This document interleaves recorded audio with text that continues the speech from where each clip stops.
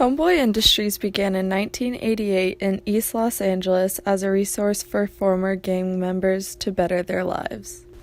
Father Greg Boyle worked within his parish of Dolores Mission Church and the entire community of East Los Angeles, which at the time possessed the largest concentration of gang activity. Father Greg noticed the needs of the gang members in a time of extreme police brutality and mass incarceration. He worked to create several programs, including an 18-month employment and re-entry program, as well as less intense services including tattoo removal and drug and alcohol rehabilitation. In 2001, 13 years after it first started, Homeboy Industries became an independent nonprofit organization. It has only grown since then, becoming a worldwide organization with hubs in many different countries. Today, Homeboy Industries has become a global network of gang member atonement in the world.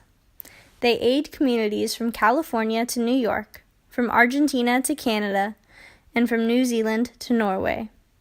In 2017, Homeboy Industries gave almost 10,000 tours, removed over 11,000 tattoos, trained almost 400 post-gang members or incarcerated individuals for the workforce, and provided 3,670 therapy sessions.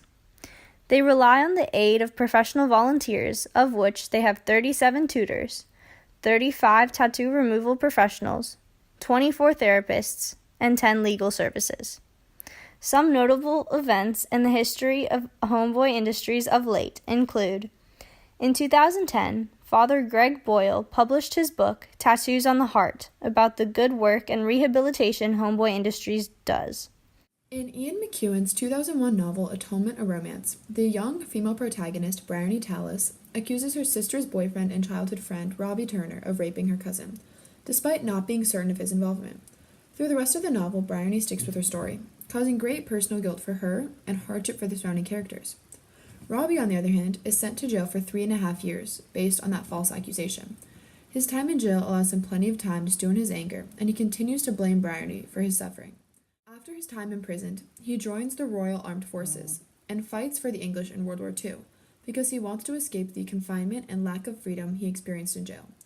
For Robbie, the only way to escape these difficulties and have a life outside of prison is to risk his personal safety fighting in the World War, which can be related to the difficulty of building a life after incarceration experienced by the rehabilitated gang members that Homeboy Industry helps every day.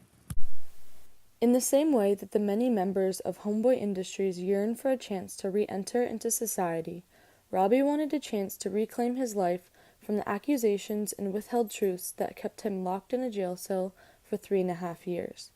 It is this urge to get more from life that pushes both Robbie and former gang members to attempt to start again and make a more positive impact on the world. The only difference that separates the stories of Robbie and the members of Homeboy Industries is the lack of resources and opportunities that Robbie was offered. His only out was to join the war effort. On the other hand, ex-gang members and convicts, with the help of Homeboy Industries, get a myriad of opportunities such as therapy, addiction recovery, tattoo removal, and job training. It is through the love and support from their community that the members of Homeboy Industries are able to make a positive change in their lives and the lives of others. It is through them that we can learn the importance of being supportive and encouraging to others in all that they may be going through, good or bad.